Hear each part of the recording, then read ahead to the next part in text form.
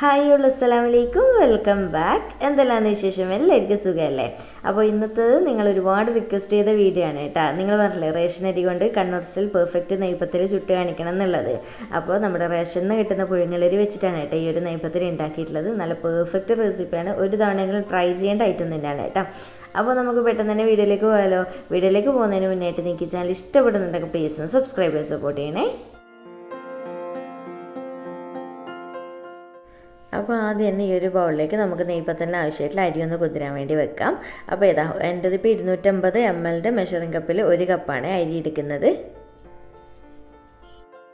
അപ്പോൾ ഞാനിപ്പോൾ ഇത് റേഷൻ കടയിൽ നിന്ന് നമ്മൾ വീട്ടിൽ വാങ്ങിച്ചിട്ടുള്ള സെയിം അരി തന്നെയാണ് കേട്ടോ എടുത്തിട്ടുള്ളത്. അഥവാ റേഷൻ അരി ഇല്ലാത്തവരുണ്ട് എന്നുണ്ടെങ്കിൽ ഒട്ടുമിക്ക ആളുകളുടെ വീട്ടിലുണ്ടാവും അല്ലേ. അഥവാ ഇല്ലാത്തവരുണ്ട് എന്നുണ്ടെങ്കിൽ നെയ്പത്തിരി ഉണ്ടാക്കണ്ടെങ്കിൽ എന്തായാലും എങ്ങനത്തെ അരിയാലും കുഴപ്പമില്ല, പക്ഷേ പുഴുങ്ങലരി വേണമെന്നേ ഉള്ളൂ കേട്ടോ. അതായത് നമ്മൾ ചോറ് വെക്കാൻ ഉപയോഗിക്കുന്ന പുഴുക്കലരി ഇല്ലേ, അത് വേണമെന്നേ ഉള്ളൂ. അപ്പോൾ റേഷൻ അരി ഉണ്ട് എന്നുണ്ടെങ്കിൽ അതുകൊണ്ട് ട്രൈ ആക്കി നോക്കിക്കോ, അടിപൊളിയായിട്ട് തന്നെ കിട്ടും. ഇനിയിപ്പം നമ്മൾ അരി കുതിരാൻ വേണ്ടിയിട്ടുള്ള വെള്ളം ഇട വെച്ചിട്ടുണ്ട്. അപ്പോൾ വെള്ളം എങ്ങനെ എടുക്കേണ്ടതെന്ന് വെച്ച് കഴിഞ്ഞാൽ ഓവർ വെള്ളം തിളക്കാൻ പാടില്ല, പക്ഷെ നല്ലപോലെ ചൂടാവും വേണം. അതെങ്ങനെയാണെന്ന് വെച്ചാൽ നിങ്ങൾ കാണാൻ പറ്റും, പാൻ്റെ അടിയിൽ ഒരു ചെറിയ കുത്തു ബബിൾസൊക്കെ വരാൻ വേണ്ടി സ്റ്റാർട്ടാവില്ല, ഒരു കുത്തു പോലെ വരുമല്ലോ. വെള്ളം ഒന്ന് നല്ലപോലെ ചൂടാക്കി കഴിഞ്ഞാൽ ആ ഒരു സമയമാകുമ്പോൾ ഫ്ലെയിം ഓഫ് ചെയ്ത് കൊടുക്കുക കേട്ടോ. അതാണ് വെള്ളം. അപ്പോൾ വിരൽ കൊണ്ട് തൊട്ട് നോക്കുമ്പോൾ തന്നെ നിങ്ങൾക്ക് മനസ്സിലാവും അത്യാവശ്യം നന്നായിട്ട് ചൂടാവണം, പക്ഷെ തിളക്കാൻ പാടില്ല. അങ്ങനെ ആയിക്കഴിഞ്ഞ് കഴിഞ്ഞാൽ ഫ്ലെയിം ഓഫ് ആക്കിയിട്ട് ഇതുപോലെ നമ്മൾ അരി ഇട്ട് വെച്ചിട്ടുള്ള പാത്രത്തിലേക്ക് ഒഴിച്ചു കൊടുക്കുന്നുണ്ട്. അങ്ങനെ വെള്ളത്തിന് കണക്കൊന്നും ഇല്ല കേട്ടോ, നിങ്ങൾക്ക് അറിയാൻ പറ്റില്ല ഏകദേശം അരി കുതിരാൻ എത്ര വേണം അത്രയും ഒഴിച്ചു കൊടുക്കുക. എന്നിട്ട് ജസ്റ്റ് ഇതുപോലെ ഒന്ന് നന്നായിട്ട് ഇളക്കി കൊടുത്തതിന് ശേഷം നമുക്കിതിനെ അടച്ച് വെച്ച് കൊടുക്കാം. എന്നിട്ട് ഏകദേശം ഒരു 5-6 മണിക്കൂർ എന്തായാലും കുതിരാൻ വേണ്ടി വെക്കണം കേട്ടോ, കാരണം പുഴുങ്ങലരി അല്ലെങ്കിലേ നന്നായിട്ട് കിട്ടുള്ളൂ. ഇനിയിപ്പോൾ ഞാൻ 5-6 മണിക്കൂർ കഴിഞ്ഞതിന് ശേഷം നമ്മുടെ അരി നല്ലപോലെ കഴുകിയെടുത്ത് വെള്ളമൊക്കെ നന്നായിട്ട് ഊറ്റിയെടുത്ത് കൊണ്ടുവന്നതാണ് ഇത്. അപ്പോൾ കണ്ടില്ലേ, കുതിർന്നതിന് ശേഷം അരിയുടെ കളറൊക്കെ മാറി വന്നിട്ടുണ്ട്. ഇനിയിപ്പോൾ ഇതുപോലെ വെള്ളം നന്നായിട്ട് അങ്ങ് ഊറ്റിയെടുത്തതിന് ശേഷം ഈ ഒരു മിക്സിയുടെ ജാറിലേക്ക് ഞാൻ ഇട്ട് കൊടുക്കുന്നുണ്ട് മൊത്തത്തിൽ. അപ്പോൾ ഒരുപാട് അരിയൊക്കെ ഉണ്ടെന്നുണ്ടെങ്കിൽ 2 തവണയൊക്കെ ഒന്നാക്കിയിട്ട് എടുക്കുക കേട്ടോ. നമ്മളിപ്പോൾ കുറച്ചല്ലേ എടുത്തിട്ടുള്ളൂ. ഇനിയിപ്പോൾ നമുക്ക് ബാക്കിയുള്ള ഐറ്റംസ് ചേർക്കാം. അപ്പോൾ ആദ്യം തന്നെ നമ്മൾ 1 കപ്പ് അരിയല്ലേ എടുത്തത്, അതുകൊണ്ട് തന്നെ 1/2 കപ്പ് അളവിൽ തേങ്ങ ചിരകിയിട്ട് ഇട്ട് കൊടുക്കുന്നുണ്ട്. ഇനിയിപ്പോൾ അടുത്തത് നമുക്ക് ചെറിയുള്ളി വേണം. ഏകദേശം ഒരു 10-12 ചെറിയുള്ളിയോളം എടുക്കുക. അത് നിങ്ങളുടെ ഉള്ളിയുടെ വലുപ്പത്തിനനുസരിച്ച് നോക്കിയിട്ട് ഫ്ലേവറൊക്കെ നോക്കിയിട്ട് എടുത്താൽ മതി. അഥവാ ചെറിയുള്ളി കയ്യിലില്ല എന്നുണ്ടെങ്കിൽ വലിയ ഉള്ളി ഇല്ലേ, അതിലൊരു കുഞ്ഞ് സൈസ് നോക്കിയിട്ട് എടുത്താൽ മതി കേട്ടോ. പക്ഷേ ചെറിയുള്ളി ഉണ്ടാകുമ്പോഴാണ് ആ നെയ്പ്പത്തിന് കറക്റ്റ് ഭയങ്കര ടേസ്റ്റ് കിട്ടുക.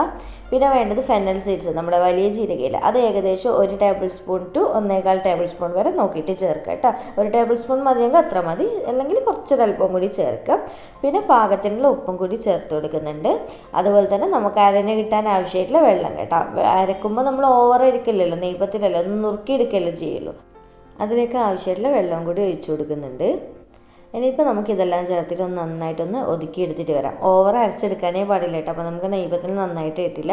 ചെറിയ ചെറിയ തരികളോട് കൂടി നമ്മൾ ഒതുക്കിയെടുക്കുമല്ലോ, ആ ഒരു രീതിക്ക് ഒന്നാക്കിയെടുത്തിട്ട് വരാം. അപ്പോൾ അരി ഇതുപോലെ ഒതുക്കിയെടുത്തതിന് ശേഷം ഈ ഒരു ബൗളിലേക്ക് ഒഴിച്ചു കൊടുക്കുന്നുണ്ട്. അപ്പോൾ ഒഴിക്കുമ്പോൾ തന്നെ നിങ്ങൾക്ക് മനസ്സിലാവില്ല, അത് തരികളോട് കൂടിയിട്ട് തന്നെയാണ് കേട്ടോ ഉള്ളത്. മിക്സിയുടെ ജാറ് കാണുമ്പോൾ തന്നെ മനസ്സിലാവും, അല്ലെങ്കിൽ നെയ്പത്തിൽ നമുക്ക് നന്നായിട്ട് കിട്ടില്ല. നമ്മൾ ഇതിന് പറയാൻ നുറുക്കിയെടുക്കുക എന്നാണ് പറയുക, ശരിക്കും ഒന്ന് ഒതുക്കിയെടുക്കാന്നേ പറയുള്ളൂ. അപ്പോൾ ഈ അരി അരച്ചതിൻ്റെ കറക്റ്റ് കൺസിസ്റ്റൻസി മനസ്സിലാവേണ്ടിക്ക് നമ്മൾ ഇതുപോലെ വിരലുകൊണ്ട് കുറച്ച് അരി എടുത്ത് നോക്കി കഴിഞ്ഞിട്ട് കയ്യിലിങ്ങനെ വരയ്ക്കുന്ന സമയത്ത് മനസ്സിലാവും. നമ്മുടെ കയ്യിൽ അത്യാവശ്യം തരികളോട് കൂടിയിട്ട് നമുക്കിങ്ങനെ വരയ്ക്കുമ്പോൾ അറിയണം. അതാണ് കേട്ടോ കറക്റ്റ് പരുവെന്ന് പറയുന്നത്. അങ്ങനെ നമ്മുടെ മാവ് റെഡി ആയില്ലേ.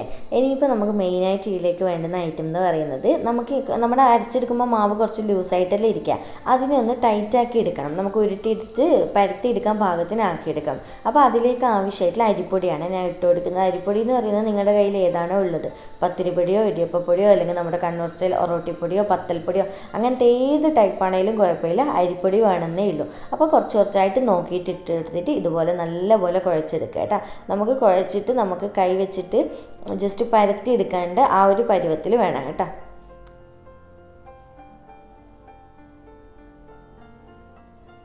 അപ്പോൾ ഈ ഒരു രീതിക്ക് ഞാൻ നന്നായിട്ട് കുഴച്ചെടുത്തിട്ടുണ്ട്. ഇത് പിന്നെ അറിയുന്ന തന്നെയായിരിക്കും ഇങ്ങനെ കുഴക്കാനൊക്കെ, അപ്പോൾ പറയേണ്ട ആവശ്യമില്ല. നമ്മൾ ഇട്ടിട്ടുള്ള പൊടി എല്ലാ സൈഡിലും മിക്സ് ആക്കിയിട്ട് ഇങ്ങനെ ടൈറ്റായിട്ട് ഇരിക്കണം. അപ്പോൾ മാവിങ്ങനെ കുഴച്ചെടുത്തതിന് ശേഷം ഒരു ഉരുള ഇങ്ങനെ എടുത്തിട്ട് കയ്യിൽ ഉരുട്ടിയിട്ട് ജസ്റ്റ് ഒന്ന് പരത്തി നോക്കിയാൽ മതി കേട്ടോ. അപ്പോൾ നിങ്ങൾക്ക് മനസ്സിലാവും അതിൻ്റെ കൺസിസ്റ്റൻസിയൊക്കെ എങ്ങനെ കറക്റ്റ് ആണോ എന്നുള്ളത്. അതുപോലെ തന്നെ മാവ് കുഴക്കുമ്പോൾ ശ്രദ്ധിക്കുക, ഓവർ അങ്ങനെ ഹാർഡായിട്ട് കുഴക്കരുത്, കുറച്ച് ലൂസായിട്ട് തന്നെ കുഴച്ചെടുക്കുക. എങ്കിൽ നല്ല ഷേപ്പിൽ നമുക്ക് പെട്ടെന്ന് പരത്തിയെടുക്കാൻ പറ്റും. ഇനിയിപ്പോൾ കാര്യമായിട്ട് പരിപാടിയൊന്നുമില്ല. ഒരു വാഴയിലയുടെ പീസ് ഞാൻ എടുത്തിട്ടുണ്ട്. ഒന്നിക്ക് ഇതുപോലത്തെ എന്തെങ്കിലും എടുക്കുക, അല്ലെങ്കിൽ ഓയിലിൻ്റെ കവറോ അങ്ങനെ എന്തെങ്കിലും ഒരു കവറാണെങ്കിലും കുഴപ്പമൊന്നുമില്ല കേട്ടോ, വേഗം പരത്തിയെടുക്കാൻ പറ്റും. എന്നിട്ട് നന്നായിട്ട് അതിലേക്ക് ഓയിലാണ് തടവി കൊടുക്കുന്നത്. അതുപോലെ തന്നെ നമ്മുടെ കൈയുടെ ഉള്ളം കയ്യിൽ നന്നായിട്ട് ഓയിൽ തടവി കൊടുക്കുക. എന്നിട്ട് ഇതുപോലെ കുഞ്ഞു ബോൾസ്, നിങ്ങൾക്ക് എത്രത്തോളം വലുപ്പമുള്ള നെയ്പത്തിരി വേണോ അതിനനുസരിച്ചുള്ള ബോൾസാക്കി എടുത്തിട്ട് ഈ ഒരു ഇലയിൽ പരത്തിയെടുക്കുക. അപ്പോൾ ഇതാ ഞാൻ ഇതുപോലെ പരത്തി കൊടുക്കുന്നുണ്ട്. അപ്പോൾ പരത്തിയെടുക്കുമ്പോൾ ശ്രദ്ധിക്കുക, ഞാൻ ചെയ്യുന്ന പോലെ ജസ്റ്റ് ഒന്ന് ഇലനെ അങ്ങനെ അങ്ങ് റൊട്ടേറ്റ് ചെയ്ത് കഴിഞ്ഞാൽ ഈസി ആയിട്ട് നല്ല ഷേപ്പിൽ ഭംഗിയിൽ കിട്ടും കേട്ടോ പരത്തിയെടുക്കാൻ വേണ്ടിയിട്ട്. അതുപോലെ തന്നെ ഞാൻ ചെയ്ത പോലെ ഉള്ളം കൈയില്ല, നമ്മുടെ ഈ കൈയുടെ ഉൾഭാഗം, അത് വെച്ചിട്ട് പരത്തിയെടുക്കുമ്പോൾ നല്ല ഭംഗിയുള്ള ഷേപ്പായിട്ട് കിട്ടുകയും ചെയ്യും. നല്ല ആ ഒരു കറക്റ്റ് റൗണ്ടൊക്കെ ആയിട്ട് കിട്ടും കേട്ടോ, നന്നായിട്ട് പൊങ്ങി വരികയും ചെയ്യും. അല്ലാതെ നിങ്ങൾ വിരൽ കൊണ്ട് പരത്തി കഴിഞ്ഞാൽ ആ വിരലിൻ്റെ ലൈൻസ് അവിടെ വന്നിട്ട് അങ്ങനെ പൊങ്ങി വരുമില്ല, എന്നാൽ കാണാൻ ഒട്ടും മൊഞ്ചും ഉണ്ടാവില്ല കേട്ടോ, നല്ല ഭംഗി ഉണ്ടാവില്ല. അപ്പോൾ ഇതുപോലെ പരത്തിയെടുക്കുന്നതാണ് ഈസി. എന്നിട്ട് ഇതുപോലെ നല്ലപോലെ ചൂടായി കിടക്കുന്ന എണ്ണയിലേക്ക് നമ്മൾ പൂരിയൊക്കെ പൊരിച്ചെടുക്കുന്ന പോലെ നെയ്പത്തിൽ അങ്ങനെ അങ്ങ് ഇട്ട് കൊടുക്കുക. എന്നിട്ട് കുറച്ച് സമയം അനക്കാതെ അവിടെ വെക്കുമ്പോൾ തന്നെ ഓട്ടോമാറ്റിക്കായി നന്നായിട്ട് പൊങ്ങി വരും കേട്ടോ. അപ്പോൾ പത്തൽ ഇട്ട് കൊടുക്കുന്ന സമയത്ത് ഹൈ ഫ്ലെയിമിൽ തന്നെ ഇട്ട് കൊടുക്കുക.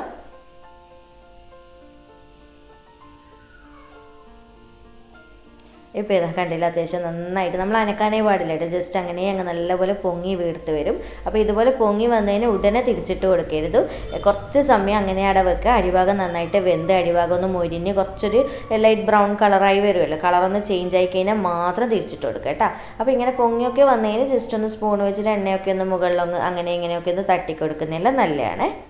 അതുപോലെ തന്നെ നെയ്പത്തിൽ ഭയങ്കര ഈസി ആയിട്ടുള്ള കാര്യമാണ് കേട്ടോ. പക്ഷെ ചിലവരൊക്കെ പറയുന്നതൊക്കെ നന്നായിട്ട് കിട്ടില്ല എണ്ണ കുടിക്കുന്നത് എന്നുള്ളത്, അത് നമ്മളൊന്ന് മാവ് കുഴക്കുമ്പോൾ ശ്രദ്ധിക്കുക. പിന്നെ ഉള്ള കാര്യം എന്ന് പറയുന്നത് എന്താണെന്ന് വെച്ചാൽ ഫ്ലെയിമിൻ്റെ കാര്യമാണ്. നമ്മൾ നെയ്പത്തിൽ ഇടുന്ന സമയത്ത് ഹൈ ഫ്ലെയിമിലിടുക, എന്നിട്ട് ഇട്ടിട്ട് ഒരു ഭാഗം അങ്ങ് നന്നായിട്ട് പൊങ്ങി വരില്ല, ആ ഒരു ടൈമിൽ ഹൈന്ന് ഒരു പൊടിക്ക് കുറച്ച് വെക്കുക കേട്ടോ. മീഡിയത്തിൻ്റെ ഹൈൻ്റെ ഇടയിലായിട്ട് തന്നെ വെച്ച് കൊടുത്തിട്ട് വേണം മൊത്തത്തിൽ നമ്മൾ നെയ്പത്തിൽ ചുടാൻ വേണ്ടിയിട്ട്, അല്ലാതെ ഒട്ടും തന്നെ കുറച്ച് വെച്ചിട്ട് ചുടരുത്, അപ്പോൾ നന്നായിട്ട് കിട്ടില്ല.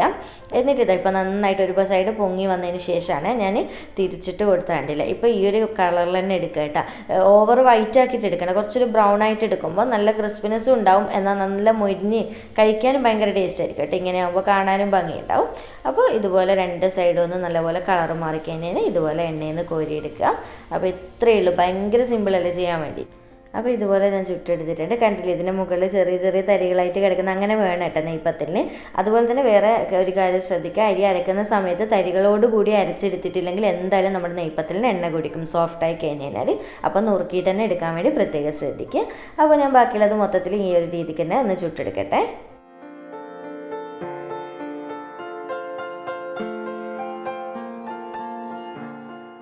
അങ്ങനെയാണ് നമ്മുടെ നെയ്പത്തിൽ മൊത്തത്തിൽ ഞാൻ റെഡിയാക്കി വെച്ചിട്ടുണ്ട്. കണ്ടില്ല, നല്ല ഭംഗിയില്ല കാണാൻ വേണ്ടി, നന്നായിട്ട് വീർത്തി പൊങ്ങി സെറ്റായി വന്നിട്ടുണ്ട്. നല്ല ക്രിസ്പി ആയിട്ടിരിക്കും കേട്ടോ ചൂടോടെ കഴിക്കാൻ വേണ്ടിയിട്ട്. ഇനിയിപ്പോൾ ഞാൻ ജസ്റ്റ് കട്ട് ചെയ്ത് കാണിച്ചു തരാം. നെയ്പത്തിൽ സക്സസ് ആയി എന്ന് മനസ്സിലാവണ്ടെങ്കിൽ